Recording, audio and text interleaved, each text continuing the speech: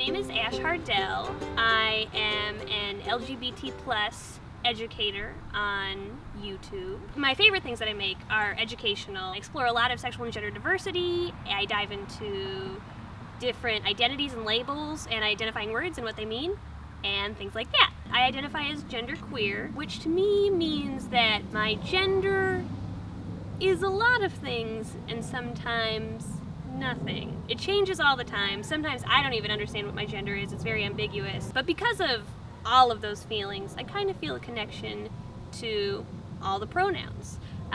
He, she, they. If you even wanted to use them interchangeably, that would be chill and feel right to me. My sexual orientation, I'm comfortable using a lot of words. Pansexual, bisexual, queer is probably my favorite. I never wanted to be a YouTuber. That was never a dream or a goal that I had. I'd always been a performer. I used to do theater a lot when I was in high school, and I did speech a lot in high school. But I never even knew that YouTube was a platform with a community or anything like that. There was this one random finals week in college that kind of apparently ended up defining a lot of the rest of my life, where I just had so much downtime because I only had one final, and it was at the very end of this 2-week period, but you had to stay on campus. All my friends had 10 finals, so they were all busy, nobody would hang out with me, and I had nothing to do, so I just started filming my friends while they were studying, and I made a goofy music video to a Plain White T's song called Rhythm of Love. Somebody was like, you should put this on YouTube, it's hilarious. It's horrible. I put it on YouTube and it got 100 views, and I was like, I'm famous. I continued to make really dorky things because I thought it was fun. It was a cool random creative outlet. I kind of missed performing and creating because, like I said, I used to do a lot in high school, but then in college I kind of just studied. It was kind of fun. I messed around with it for a long time. I wasn't talking about sexuality or gender or anything like that until I decided it would probably feel good to be myself and come out online. And so I did that. That felt so awesome that I wanted to talk about it some more. The more I became comfortable with myself, the more I started becoming involved in queer organizations. I became an intern for the Trevor Project, and then I talked about my experiences working for them online. The more I just got involved in queer things, the more I started talking about queer things online. And then they became my favorite thing to talk about. And then I started researching them and learning about them, tapping into communities, offering representation and visibility for different identities.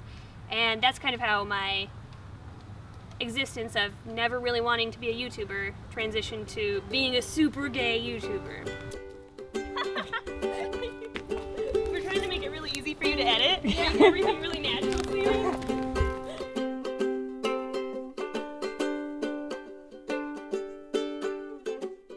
I have a series on my channel called the ABCs of LGBT. Like a lot of things in my life, it wasn't intended to be what it ended up.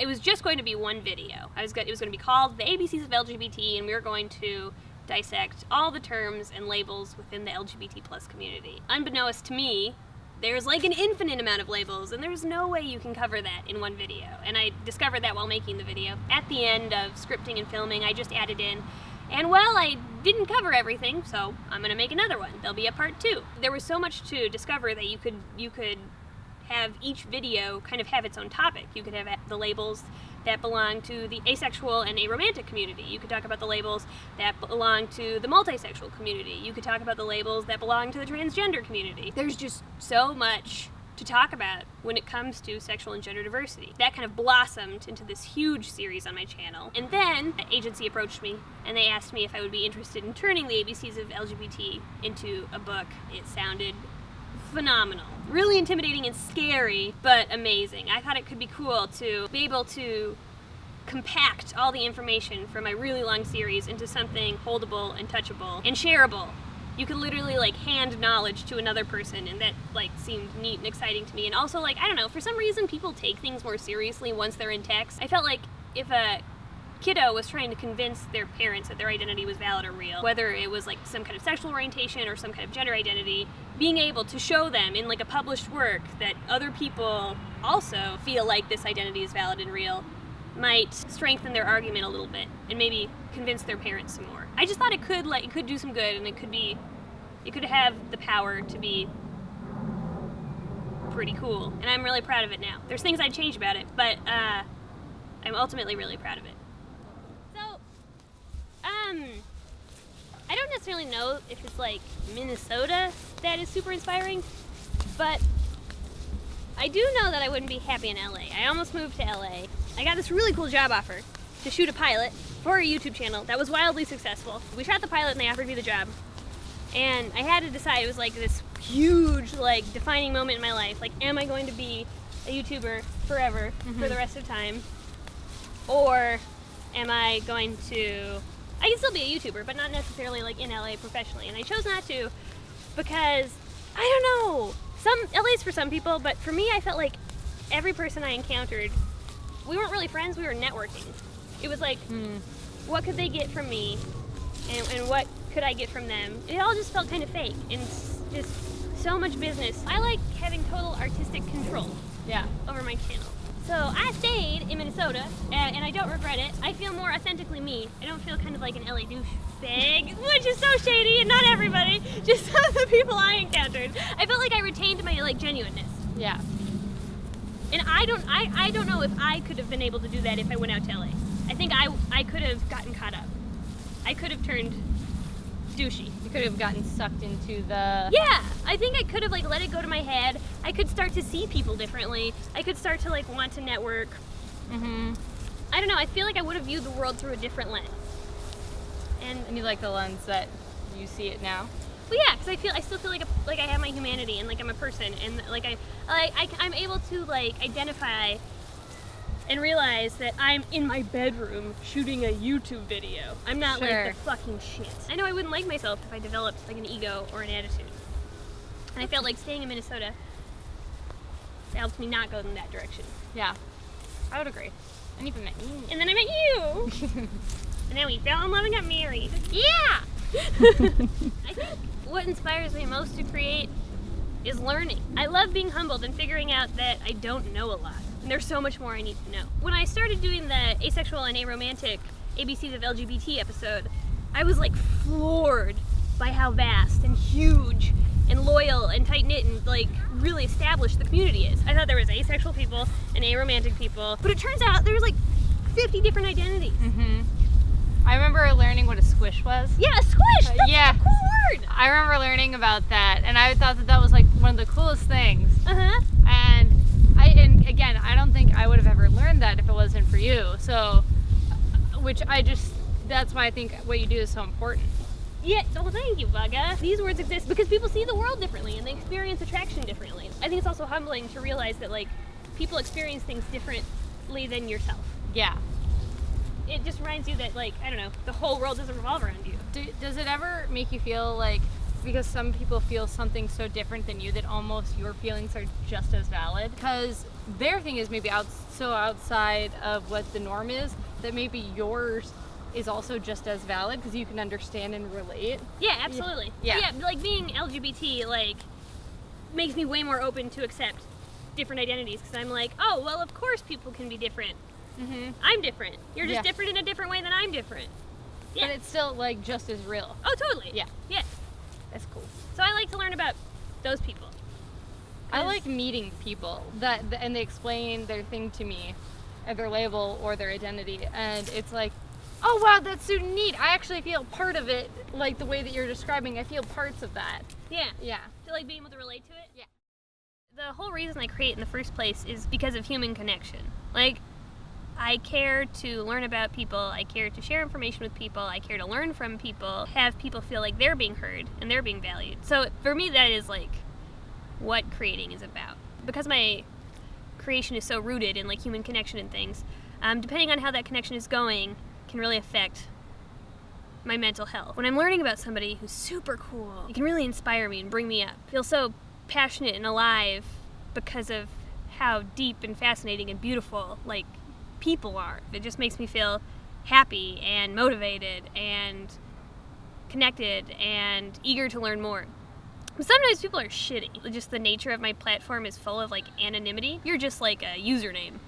You can say whatever you want on your keyboard. It's so impersonal. It's so I'm not really viewed as a human sometimes to some people. They can say whatever they want. They could like spew hatred and vitriol comments. And then that like does the exact opposite to me. That can make me kind of lose faith in humanity, which sounds so depressing. And it can be really, really depressing. I'm still kind of working on how I navigate that, on how I don't let negativity and hatred in my creation bring me down, and how to value and remember all the positive experiences and remember that they're important. That's why I create. It's definitely challenging. I struggle with a lot.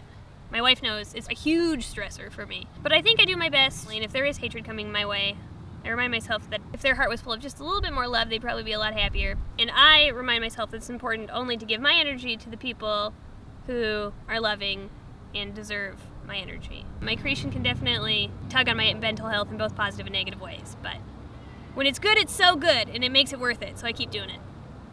I have a lot of anxiety and social anxiety, and sometimes I feel like socially inept and super awkward, but not like in a endearing, cute way, in just like an actually awkward way. And so sometimes I have this tendency to isolate myself when I'm like depressed or super anxious, and that makes everything worse because it's cyclical, right? I was going through this time where I just didn't feel that great socially. You know, when you feel like your friends are only hanging out with you because they're your friends and that's what they're supposed to do, but they'd really rather be hanging out with someone else. You know how like sometimes you, I don't know, you used to have like low self-esteem and you think all these unhealthy, untrue things because, you know, you're in a funk. I was really feeling that way, and when I feel that way, I often become uncreative. I hadn't been making a lot of things. I knew that I just had to push myself in order to pull myself out of that rut. So I decided to kill two birds with one stone, and I booked a huge trip to London to see a ton of my YouTube friends, which was one, terrifying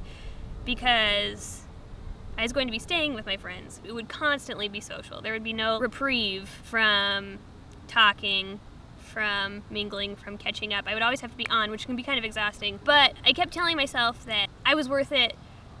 People were excited to see me because I'm not a big, dumb, boring person. I like have things to say. I'm fun to hang out with, and that's why they want to hang out with me. So I'm gonna do it. I'm gonna be brave. I'm gonna get on this plane. I'm gonna go hang out with a bunch of my friends because they'll like it and I like it and it'll be good. And of course, since we're YouTubers, we did a bunch of creation. Everybody that I hung out with almost, I filmed something with, and I got to be in their spaces, which was so cool. I was afraid to be social and I was afraid to jump back into creating, but I took the risk. I made myself do it. I knew it would be good, and it was good. It was just an amazing feeling to push myself and take that risk. And after that, I pumped out a ton of videos, and it was great for a really long time. I pushed myself, and even though I have the lowest self-esteem in the world, I'm predicting everything I'm going to make is going to be garbage. I think I can't possibly make anything good. I have no inspiration. Even though this is how I'm feeling, I make myself create anyway. And then, of course, it feels good. It makes me inspired. I end up creating something that isn't garbage. I remind myself that, again, I am worthwhile. I am able to create cool things. And so just like pushing through it and doing it anyway, even though you don't want to do it in that moment, you'll most likely feel better later. So sometimes I push myself through my depression and through my unmotivated state to create, and that ends up being really good for me.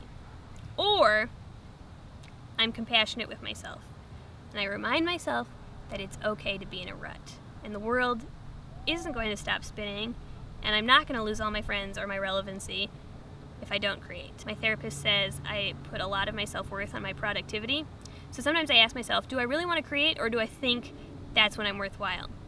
And I reflect on, like, you know, what my truth is.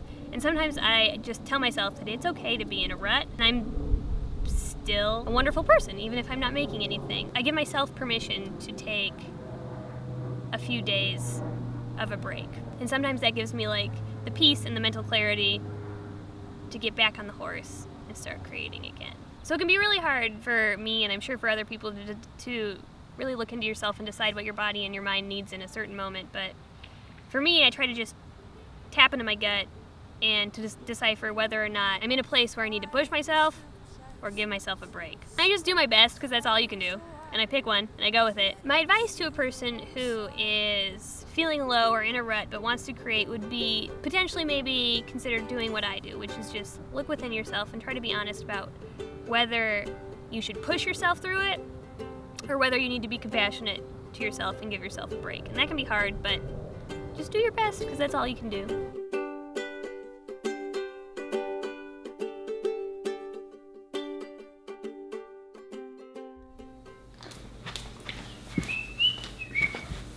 This is a kneeling video because my tripod is in the car.